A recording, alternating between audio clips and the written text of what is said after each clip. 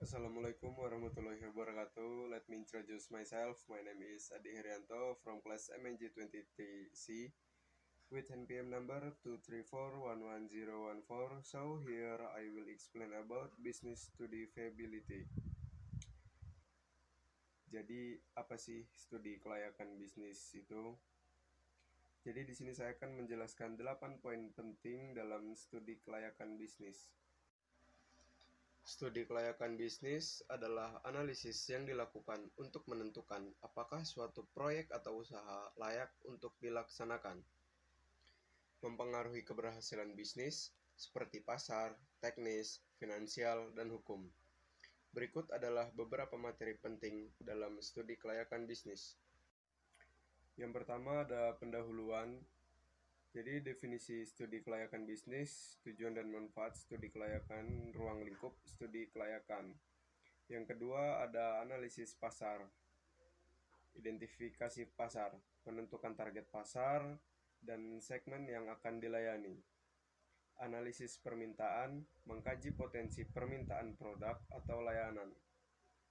Analisis persaingan, mengidentifikasi pesaing dan menganalisis kekuatan serta kelemahan mereka. Strategi pemasaran, merencanakan cara untuk menjangkau pelanggan dan memasarkan produk.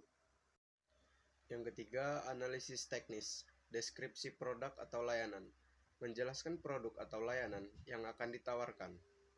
Proses produksi, menggambarkan proses produksi atau penyampaian layanan, lokasi dan fasilitas, menentukan lokasi usaha dan fasilitas yang diperlukan. Teknologi, menilai teknologi yang akan digunakan dalam operasional bisnis.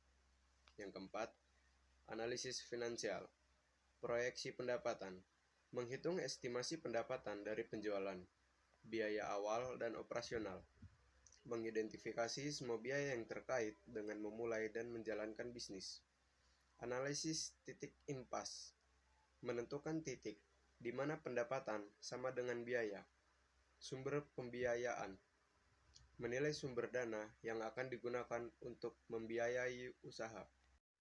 Yang kelima, analisis hukum dan regulasi, perizinan, mengidentifikasi izin dan lisensi yang diperlukan untuk menjalankan bisnis.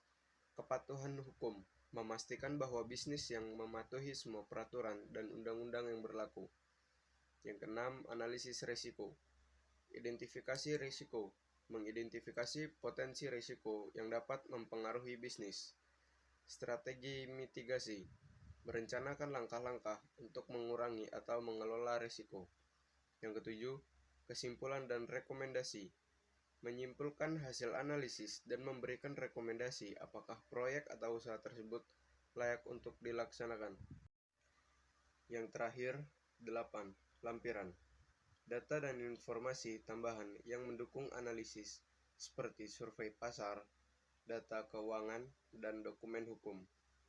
Studi kelayakan bisnis yang komprehensif dapat membantu pengusaha dan investor dalam membuat keputusan yang lebih baik dan meminimalkan risiko dalam menjalankan usaha.